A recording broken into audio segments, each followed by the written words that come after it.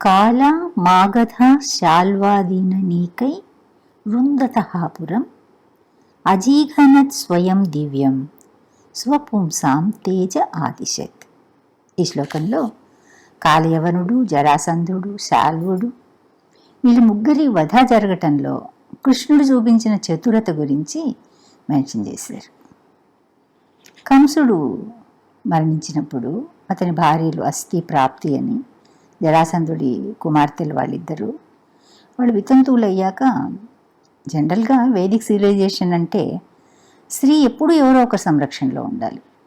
బాల్యంలో తండ్రి, యవ్వనంలో భర్త, వార్ధక్యంలో కొడుకు. ఆమె సంరక్షణ బాధ్యతను తీసుకోవాలి. ఒకవేళ ఎదిగిన పిల్లలు లేకుండా భర్త మరణిస్తే మళ్ళీ తండ్రి దగ్గరకే చేరి వాళ్ళు వితంతువులుగా జీవిస్తారు.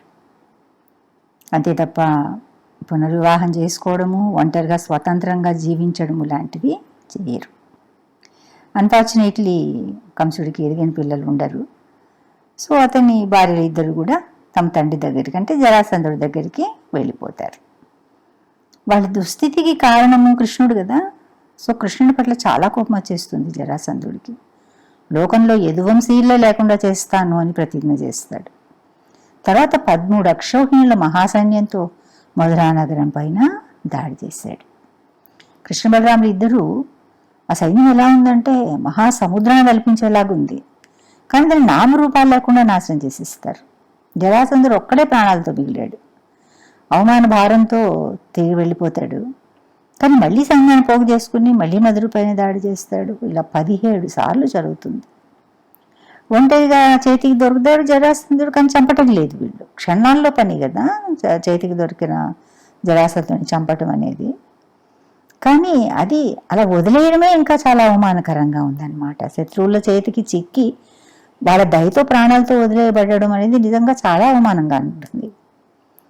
లోకంలో ఉన్న అవాంఛనీయమైన వాళ్ళందరినీ చంపి సజ్జనులను రక్షించడం కోసము బ్రహ్మదేవుడి అభ్యర్థనతో కృష్ణుడు అవతరించాడు.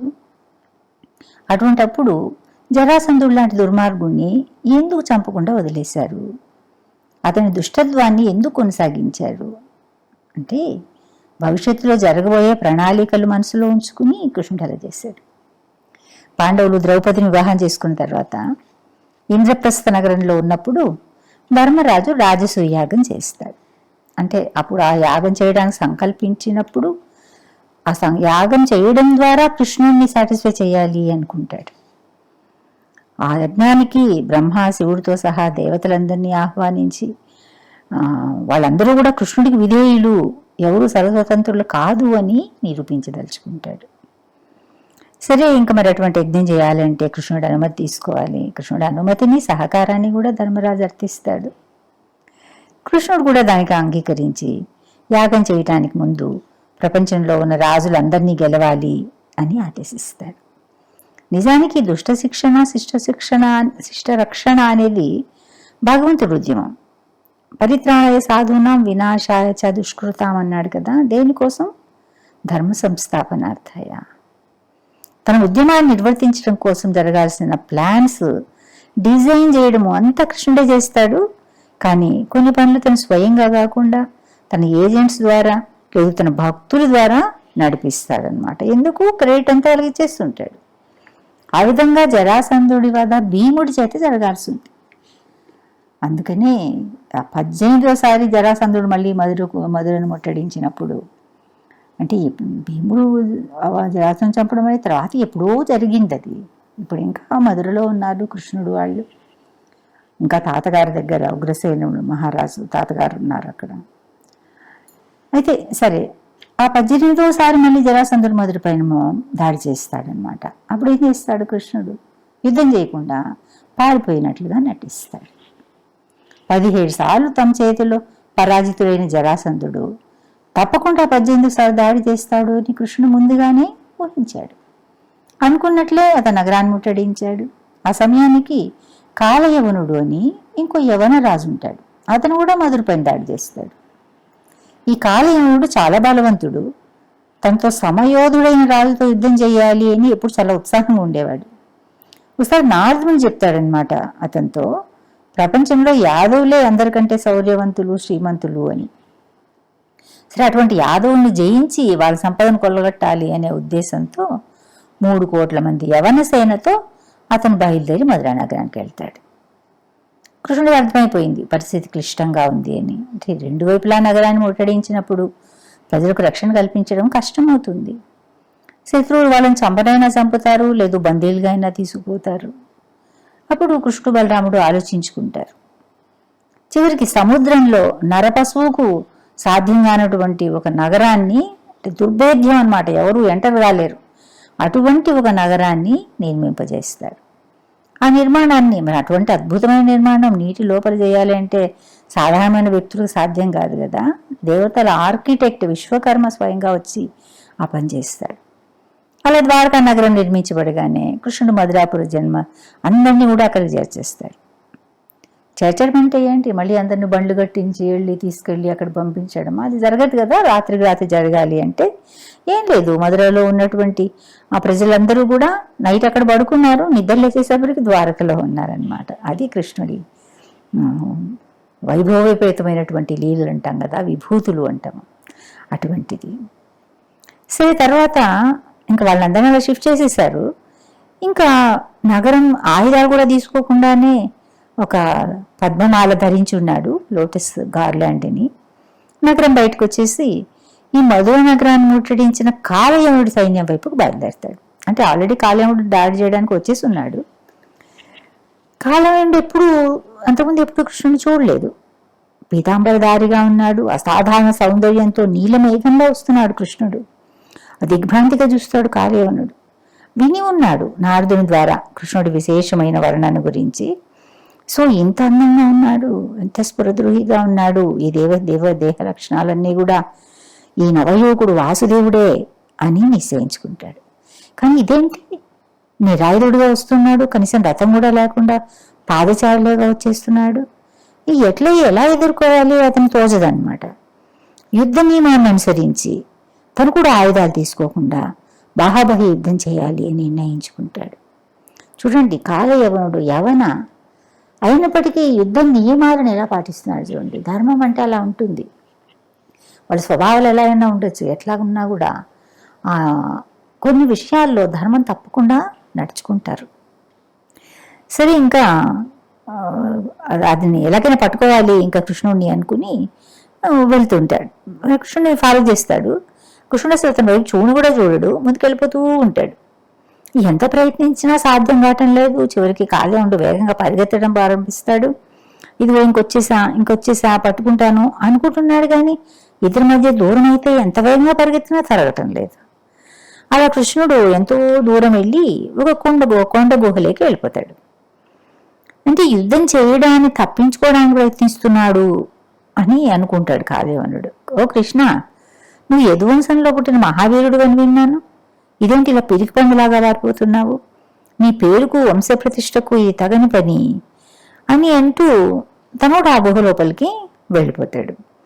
అక్కడ కృష్ణుడికి బదులుగా, అంటే ఎవరు ఏం తెలియదు, నేలపైన ఒక వ్యక్తి పడుకుని కనిపిస్తాడు. అతనే కృష్ణుడు అనే ఉద్దేశంతో కాలయముడు గట్టిగా కాలుతో తంతాడు. అక్కడ చాలా దీర్ఘకాలంగా నిద్రిస్తుంటాడు ఆ వ్యక్తి. తనకు నిద్రాభంగం కలిగించింది ఎవరా అని కళ్ళు తెరిచి అలా చూస్తాడనమాట. అతని కళ్ళ నుంచి వెలువడిన కోపాగ్నికి కాలయవనుడు కాలి బూడిదైపోతాడు. ఆ వ్యక్తి గొప్ప మహనీయుడు అనమాట. ఇక్ష్వాకు వంశానికి చెందిన ముచుకుందుడు, సత్యవ్రతుడు. ఎంత శక్తిశాలి అంటే దేవతలు కూడా దానవులతో యుద్ధం చేసేటప్పుడు అతని సహాయం తీసుకునేవారు. ఒకసారి దేవతల సేనాపతి కార్తికేయుడు అతని శౌర్యానికి యుద్ధ ప్రావీణ్యానికి ఎంతో సంతోషించి ఇక యుద్ధం నుంచి విరమించి విశ్రాంతి తీసుకోమని సలహా ఇస్తాడు. నిజంగానే ముచుకుందుడికి అనేక సంవత్సరాలుగా నిద్రలేదు. యుద్ధాల్లో పాల్గొని బాగా అలసిపోయి ఉంటాడు. ఓ కార్తికేయ, నేను ఇప్పుడు బాగా నిద్రపోవాలి అనుకుంటున్నాను. ఎవరైనా నాకు నిద్రాభంగం కలిగించి ఆ కాలంలో నన్ను లేపితే వాళ్ళు నా చూపుతోనే భస్మమయ్యే వరాన్ని నాకు ఇవ్వు అని వరం ప్రసాదించమని అడుగుతాడనమాట. సరే, అలా తర్వాత అతను ఆ కొండ గుహలో ప్రవేశించి దీర్ఘకాలంగా నిద్రపోతూ ఉంటాడు. ఆ వరబలంతోనే కాలయవనుడు అతని కళ్ళు తెరవగానే దగ్ధమైపోతాడు. ఆ సంఘటన అయిపోయాక కృష్ణుడు ముచుకుందుడు ఎదురుగా వస్తాడు. గుహలో నిద్రిస్తున్న ముచుకుందుడికి మోక్షం ప్రసాదించాలని, అదే సమయంలో మధురపై దండెత్తిన కాలయవనుడిని వధించాలని కృష్ణుడు అనుకున్నాడు. అయితే ముందుగా కాలయవనుడే ముచుకుందుడు ఎదురుకొచ్చేలాగా చేస్తాడనమాట. భగవంతుడి కలాపాలన్నీ అలాగే ఉంటాయి. ఒక పనితోనే ఎన్నో ప్రయోజనాలు కూడా సిద్ధిస్తాయి. తన ఎదుట ప్రత్యక్షమైన కృష్ణుడి రూపం చూడగానే దేదీప్యమానంగా ఉన్న ఆ పరమపురుషుడైన నారాయణుడే ఇప్పుడు శ్రీకృష్ణుడిగా తన ఎదుట నిలబడి ఉన్నాడు అని అర్థం చేసుకుంటాడు. వెంటనే ఆయన పాదపద్మాలకు మోకరిల్లి స్తోత్రం చేస్తాడు. కృష్ణుడు ప్రసన్నుడై ఏదైనా వరం కోరుకోమంటాడు. నీ నిర్హేతుకమైన కరుణ వల్ల నేను ఇటువంటి మహాభాగ్యాన్ని నోచుకున్నాను. నీ పాదపద్మూల చెంత దివ్యమైన ప్రేమయుత సేవతో ఉండడమే నేను కోరుకుంటున్నాను. నీ శరణాగతుడైన నన్ను ఉద్ధరించు అని ముచుకుందుడు ప్రార్థిస్తాడు. నువ్వు నా భక్తుడివి, క్షత్రుడి కొన్ని అనివార్యమైన కార్యాల చేత కొంత పాపం పోగు చేసుకున్నావు. దీని నుంచి శుద్ధి పొందాలి అంటే నువ్వు భక్తి యోగ సాధన చెయ్యి. తర్వాతి జన్మలో విశిష్టమైన కృష్ణ భక్తుడిగా, బ్రాహ్మణ శ్రేష్ఠుడిగా జన్మించి భక్తి సేవలో నియుక్తుడివయ్యి ఉత్తమ వైష్ణవుడిగా నా కరుణను పొందుతావు అని కృష్ణుడు అంటాడు. తర్వాత ఇంకా గుహ నుంచి బయటకు వచ్చేసి ఒంటరిగా కాలయవనుడి సేనంతరిని కూడా మట్టుబెట్టేస్తాడు. అలా ఒంటరిగానే జరాసంధుడి సైన్యాన్ని మట్టు పెట్టగలడు కదా. ఆ సమర్థత లేక కాదు కృష్ణుడు, కానీ అప్పుడు యుద్ధం చేయదలుచుకోవటం లేదు. రణభూమిని వదిలేసి వెళ్ళిపోతాడు. సాధారణంగా క్షత్రియులు లేదా రాజులు యుద్ధరంగం నుంచి పారిపోతే అతన్ని భీరువు అంటారు, పిరికి బంద అనేసి. కానీ కృష్ణుడు దివ్యమైన ఈ లీలను ప్రదర్శించినప్పుడు భక్తులు తనని రణచోరుడు అన్నారు, ఆరాధించారు. గుజరాత్లో ఆ పేరుతో చాలా మందిరాలు కూడా ఉన్నాయి. ముఖ్యంగా ఢాకోర్ అనే ప్లేస్ చాలా ఫేమస్. ఆ విధంగా యుద్ధం చేయటానికి తనేదో అసక్తుడైనట్లుగా, తన భక్తులే వాళ్ళని చంపగలిగినట్లు చూపించడం ద్వారా భక్తవత్సలుడైన భగవంతుడు తన సన్నిహితమైన భక్తులకు ఖ్యాతిని కలిగించాలనుకుంటాడు. కురుక్షేత్ర మహాసంగ్రామం తీసుకుంటే ప్రారంభం నుంచి దుష్టులైన రాజులందరినీ ఒక చోటికి చేర్చడానికి స్కెచ్ చేసిందంతా కృష్ణుడే కదా. యుద్ధాన్ని రూపొందించడం చేసింది కృష్ణుడే, యుద్ధం చేయటానికి శౌర్య పరాక్రమాలు ప్రసాదించింది కృష్ణుడే.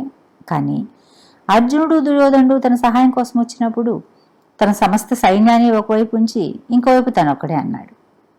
అందులోనూ యుద్ధంలో పాల్గొనను, ఆయుధాలు చేయబట్టను, చేతనైన సహాయం చేయడము సలహాలు చెప్పడం వరకు చేస్తాను అంటాడు. నటన సూత్రధారి కదా, కపట వేషాలు ఎన్నైనా వేస్తాడు, కానీ ఏం ఎరగనట్లుంటాడు.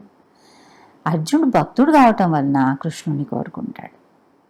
కౌరవసేనలో ఉన్న అతిరథ మహారథులతో పోలిస్తే వాళ్ళందరూ పెద్ద పెద్ద తిమింగిలాలైతే అర్జునుడు చిన్న చేపలాగనమాట. అయినప్పటికీ విజయం పాండవుల్ని వరించింది. కారణం శ్రీకృష్ణుడు. ఎన్నోసార్లు మరణం అంచు వరకు వెళ్ళిన అర్జునుడిని కృష్ణుడు కాపాడాడు. భీష్ముడు తన పరాక్రమంతో చెలరేగినప్పుడు అర్జునుడిని కాపాడడం కోసము తనిచ్చిన మాటను కూడా తప్పాడు. అంటే ఆయుధాలు పట్టనన్నాడు కదా, కానీ ఒక రథచక్రం తీసుకుని భీష్ముడి పైకి వెళ్తాడు. అప్పుడు కూడా అతను చూపించింది భక్తవత్సలతే. తను పార్థసారథిగా చూడాలి అని భీష్ముడు అపేక్షించాడు. ఆ అభిష్టాన్ని నెరవేర్చడానికి, తన శౌర్యమైనటువంటి రూపాన్ని చూపించటానికి అలా చేశాడు. తర్వాత ద్రోణాచార్యుడు సేనాధిపతిగా యుద్ధం కొనసాగుతూ ఉన్నప్పుడు అశ్వత్థామహతః అనే మాటతో అతన్ని నిర్వీణుడయ్యేలాగా చేయించి దృష్టద్యుమ్నుడి ద్వారా సంహరింపజేశాడు. ఈ యుద్ధరంగంలో లేని సమయంలో కుట్ర పన్ని అభిమన్యుడిని వధించిన వాళ్ళ పట్ల ఆగ్రహం చెందాడు అర్జునుడు. దాని కారకుడైన జయద్రథుడిని, ఎందుకంటే ఇతని సైంధవుడంటే, సూర్యాస్తమయం లోపల వధిస్తాను, లేదంటే ప్రాయోపేసం చేస్తాను అని ప్రతిజ్ఞ చేస్తాడు. కానీ సాయంత్రం అవుతున్నా సైంధవుడి జాడ తెలియదు. ద్రోణాచార్యుడు చక్రవ్యూహం వేసి అతను దాచిపడతాడు. సూర్యాస్తమయం కావస్తూ ఉంటుంది. అందరూ ఉత్కంఠతగా ఎదురు చూస్తుంటారు. ఇందులోనే సూర్యుడు కనుమరుగైపోయి మసక చీమట్లు కమ్ముకుంటాయి. ఇంకా పాండవపక్షం నుంచి హాహాకారాలు, కౌరవపక్షం నుంచి జయ జయధ్వానాలు మొదలవుతాయి. ఇంకేముంది, సూర్యుడు అస్తమించాడు, అర్జునుడికి ప్రాయోపవేశం తప్పదు అనుకుంటూ అందరూ తర్కించుకుంటూ ఉంటారు. జయద్రథుడు కూడా కుతూహలంగా తనున్న స్థలం నుంచి వెలుపలికి వచ్చి ఆకాశం వైపు చూస్తాడు. కృష్ణుడు వెంటనే బాణం వేయి అంటాడు. అర్జునుడు వెంటనే, అది కూడా పాశుపతాస్త్రంతో వేయమంటాడు అనమాట కృష్ణుడు. వెంటనే ఆ పాశుపతాస్త్రాన్ని సంధించి సైంధవుడు శిరస్సు ఖండిస్తాడు. అతన్ని చంపడానికి శివుణ్ణి మెప్పించి సంపాదించుకున్న పాశుపతాస్త్రం ఎందుకు అవసరమైంది కృష్ణుడే చెప్తాడనమాట. జయద్రథుడి తండ్రి తన కుమారుడి శిరస్సుని ఎవరు నేలపైన పడేస్తారో వాళ్ళ తల 1000 ముక్కలవుతుంది అని వరం తీసుకున్నాడు. అతను తపస్సు చేసుకుంటూ ఫలానా ప్లేస్లో ఉన్నాడు, నువ్వు పాశుపతాస్త్రాన్ని ప్రయోగించి సైంధవుడి తల నరికి దాన్ని అతని తండ్రి చేతుల్లో పడేలాగా చెయ్యి అని చెప్తాడు. సరే, అర్జునుడు ఆ ఆదేశాన్ని పాటించాడు. హఠాత్తుగా ఏదో తన చేతిలో పడేసరికి అతను కిందకు వదిలేస్తాడనమాట. జయద్రథుడి తండ్రి వెంటనే మరణిస్తాడు. అలా అర్జునుడు సైంధవుడిని వధించగానే కురుసేనలో పెద్ద కలహలం చెలరేగుతుంది. మోసం, దగా. అర్జునుడు సూర్యుడు అస్తమించిన తర్వాత బాణప్రయోగం చేశాడు అని అందరూ గట్టిగా అరుస్తుంటారు. ఇంతలో మేఘాల చాటు నుంచి సూర్యుడు ప్రత్యక్షమవుతాడు. చీకట్లు తొలగిపోయాయి, వెలుతురొచ్చింది. మళ్ళీ నిజానికి సూర్యుడు అస్తమించను లేదు, మేఘాల చాటను దాక్కోను లేదు. కృష్ణుడే తన చక్రాన్ని అడ్డు వేసి సూర్యుని కనుమణయ్యేలాగా చేస్తాడు. ఇలా ఎన్నోసార్లు, అసలు ఈవెన్ కర్ణుని సంహరించే టైంలో కూడా కృష్ణుడు తన సలహాలతో అర్జునుడిని నడిపిస్తాడు. యుద్ధం దాదాపు చివరి ఘట్టంలో ఉన్నప్పుడు శిబిరాల్లో ఉన్న వాళ్ళందరూ భీముణ్ణి అర్జునుడిని ప్రశంసిస్తూ ఉంటారు. ఇంకంటే యుద్ధం అయిపోతూ వస్తుందన్నమాట. కౌరవులందరినీ భీముడే చంపాడు. నిజంగానే చంపాడు, 100 మందిని భీముడే చంపాడని కొంతమంది అర్జునుడి కారణంగానే యుద్ధంలో విజయం సాధించగలిగారని ఇలా ఎవరికి వాళ్ళు మాట్లాడుకుంటూ ఉంటారు. కృష్ణుడు చిరునవ్వుతో చూస్తుంటాడనమాట. ఈ భీముడి కొడుకు ఘటోత్కచుడు ఉన్నాడు కదా, అతని కొడుకు ఉంటాడు బార్బరిక్ అనేసి. అతనికి ఒక వరం ఉంటుంది. ఆ వర ప్రభావంతో అతను ఒక పర్వతం పైన కూర్చుని కురుక్షేత్ర సంగ్రామాన్ని ప్రారంభం నుంచి చివరి వరకు చూస్తాడు, విట్నెస్ చేశాడనమాట. అతని దగ్గరికి వెళ్ళి అడుగుతారు, యుద్ధంలో జయించడానికి ముఖ్య కారణం ఎవరు, భీముడా అర్జునుడా? అతను అంటాడు, యుద్ధం జరుగుతున్నంతసేపు భీముడి కథ కానీ అర్జునుడి గాంధీవం కానీ నాకు ఎక్కడా కనిపించలేదు. దివ్యమైన సుదర్శన చక్రం ఒక్కటే అందరి తలలు ఖండించింది. 18 రోజులు సాగిన సంగ్రామంలో అందరూ ఇన్స్ట్రుమెంట్స్గా పనిచేస్తారే తప్ప అసలైన యుద్ధం కృష్ణుడే చేశాడు అని అప్పుడు అర్థమవుతుంది అనమాట. ఇంకో విశేషం ఏంటంటే 18వ రోజు యుద్ధం అంతా పూర్తయ్యాక కృష్ణుడు రథాన్ని శిబిరం దగ్గరికి తీసుకెళ్ళి ఆపుతాడు. మామూలుగా అయితే మొదట సారథి కిందికి దిగాలి, తర్వాత రథ చోదకుడు దిగుతాడు అనమాట. ప్రతిరోజు అంటే సారథి దిగాక రథంలో కూర్చున్నటువంటి వ్యక్తి దిగాలి. ప్రతిరోజు అదే విధంగా జరుగుతుండేది. కానీ ఆ రోజు కృష్ణుడి కిందికి దిగడు. మొదట నువ్వు దిగు అంటాడు. అర్జునుడి విషయం అర్థం కాదు. సరే కృష్ణుడు చెప్పాడు, కృష్ణుడు ఇన్సిస్ట్ చేస్తున్నాడు, కిందికి దిగుతాడు అర్జునుడు. రథం పై నుంచి కృష్ణుడు కూడా కిందికి రాగానే వెంటనే ఆ రథం ముక్కలైపోతుంది. అర్జునుడు నిర్ఘాంతపోయి కృష్ణుడి వైపు చూస్తాడు. ఇదేంటిది? నిజానికి ఈ రథం ఎప్పుడో డిస్ట్రాయ్ చేయబడింది, కానీ నేను రథం పైన ఉండడం వలన అది ముక్కలు కాకుండా ఉంది ఇంతకాలమని చిరుమందహాసంతో కృష్ణుడు చెప్తాడు. ఈ విధంగా చూస్తే సర్వము చేసింది, నడిపించింది అన్నీ కృష్ణుడే. అసలు హీరో కృష్ణుడే. దివ్యమైన తన ప్రణాళిక ద్వారా ఏం చెయ్యాలి అనుకుంటున్నాడో దాన్నంతా తన సన్నిహిత భక్తుల ద్వారా జయించేస్తాడు. అర్జునుడు యుద్ధరంగంలో హీరో అయ్యాడనమాట. భక్తులతో భగవంతుడి సంబంధము ఎంతో ఆనందదాయకంగా ఉంటుంది. నిమిత్త మాత్రం సవ్యసాచి అన్నాడు కృష్ణుడు. అర్జునుడికి మాత్రం చెప్పడం కాదు, ప్రతి ఒక్కరు దాన్ని మనసులో ఉంచుకోవాలి. నిమిత్త మాత్రం. సకల కర్మలకు కర్మఫలాలకు భగవంతుడే కర్త. కర్మఫలాన్ని ఆశించకుండా నిమిత్త మాత్రంగా కర్మలు చేయటమే జీవుల కర్తవ్యం. విశుద్ధ భక్తుల పట్ల, సాధన భక్తుల పట్ల కూడా భగవంతుడు అనన్యమైనటువంటి కరుణను చూపిస్తుంటాడు. ఇంకా శంబరుడు, ద్వివిధుడు, బాణుడు, మురాసురుడు, వల్వలుడు ఇటువంటి రాజులు, దానవులు కొందరు కృష్ణుని చేత చంపబడ్డారు, కొందరు బలరాముడు చంపాడు. కృష్ణుడి ఉద్యమం ఏమిటి అంటే పరిత్రాణాయ సాధునాం కదా, వినాశాయచ దుష్కృతం. అది ఆటోమేటిక్గా జరుగుతుందన్నమాట. దుష్టుని శిక్షించడం, భక్తులు రక్షించడం, ధర్మాన్ని పునఃస్థాపించడం. ఆయన భూమిపైకి వచ్చిందే అందుకు. భూమికి భారంగా తయారైన అనేక మంది అసుర రాజులను చిన్నప్పటి నుంచే చంపడం మొదలుపెట్టేశాడు. పూతన నుంచి మొదలుకొని అఘాసురుడి లాంటి రాక్షసులను వృందావనంలో సంహరించిన తర్వాత వృందావనం నుంచి మధురకు వెళ్ళినప్పుడు, తర్వాత ద్వారకలో ఉన్నప్పుడు కూడా ఈ దుష్టాసురుల సంహారము కొనసాగింది. వృందావనంలో కృష్ణ బలరాములు నివసిస్తున్న టైంలో కంసుడు ఎంతోమంది రాక్షసులను పంపించాడు. వాళ్ళలో ధేనుకాసురుడిని, ప్రలంబాసురుడిని బలరాముడు చంపాడు. మిగిలిన వాళ్ళందరినీ కృష్ణుడు మట్టుపెట్టాడు. ఇక్కడ శంబరుడు అనే రాక్షసుడికి కృష్ణుడు రుక్మిణుడు కుమారుడైన ప్రద్యుమ్నుడి చేతిలో మరణం రాసిపెట్టి ఉంటుంది. తన మరణ రహస్యం తెలుసు అనమాట తనకి. సో ప్రద్యుమ్నుడు పుట్టగానే ఆ పురుటింటి నుంచే అపస్కందుని అపహరించుకుని తీసుకెళ్ళి సముద్రంలో పడేస్తాడు. ఒక చేప ఆ పశువాన్ని మింగేస్తుంది. ఒక జాలరి దాన్ని పట్టుకుంటాడు, శంబరుడికి అమ్ముతాడు అనమాట. అంటే ప్యాలెస్లో వంట చేస్తుంటారు, వాళ్ళకే అమ్ముతాడు. వాళ్ళు ఆ చేపను కోసినప్పుడు అందులో అందమైన శిశువు కనిపిస్తారు. అక్కడ మాయావతి అని ఒక పరిచారకు ఉంటుంది. నిజానికి ఆమె రతీదేవి. నారదముని వలన మన్మధుడే ప్రద్యుమ్నుడిగా పుట్టాడు అనే విషయం ఆమెకు తెలుస్తుంది. ఆశ్చర్యంగా ఆ బిడ్డ చూస్తుండగానే త్వరగా పెరిగి పెద్దవాడైపోతాడు. తన జన్మరహస్య మాయావతి ద్వారా తెలుసుకుని ఆమె సహకారంతోనే శంబరాసురుని చంపుతాడు. ఇంకా ద్వివిధుడు అని ఒక నరవానరుడు ఉంటాడు. అతని మిత్రుడు అనమాట భౌమాసురుడు. నరకాసురుడు ఉన్నాడు కదా, నరకాసురుడిని కృష్ణుడు చంపాడు అని తెలిసి కృష్ణుని చంపడం కోసం ద్వారకకు బయలుదేరతాడు. అక్కడ అందమైన అమ్మాయిల పట్ల అసభ్యంగా ప్రవర్తిస్తూ బలరాముడి చేతిలో చంపబడతాడు. ఇంకా బాణాసురుడు ఉన్నాడు, బలిచక్రవర్తి కొడుకు, గొప్ప శివభక్తుడు, 1000 చేతులున్నాయి. తన బలాన్ని ప్రదర్శించడానికి సమానమైన యోధుడు కనపడడం లేదు అని కొండలు పిండి చేస్తూ ఉంటాడు. ఇతని కూతురు ఉషా అన్నమాట. ఆమె స్వప్నంలో కృష్ణుడి మనవడు అనిరుద్ధుడిని చూసి ప్రేమించి తన చెలికత్త చిత్రలేఖ ద్వారా అతన్ని తన ప్యాలెస్కు తెప్పించుకుంటుంది. విషయం తెలిసాక బాణాసురుడు అనిరుద్ధుడిని బంధిస్తాడు. కృష్ణ బలరాములు యదువీరులందరూ వచ్చి యుద్ధం చేసినప్పుడు శివుడు కూడా తన భక్తులను రక్షించలేకపోతాడు. చివరికి కృష్ణుడిని ప్రార్థయపడతాడనమాట. సరే కృష్ణుడు అతన్ని మన్నించి వదిలేస్తాడు. ఒక 4 చేతులు మాత్రం మిగిలిన చేతులన్నీ నరికేస్తాడు. ప్రహ్లాదుడి వంశంలో పుట్టిన వాడిని తను చంపను అని మాట ఇచ్చి ఉండడం వలన బాణాసురుడిని ప్రాణాలతో వదిలేస్తాడనమాట. సరే ఇలాగా మురాసురుడు నరకాసురుడు సేనాధిపతిగా ఉంటాడు.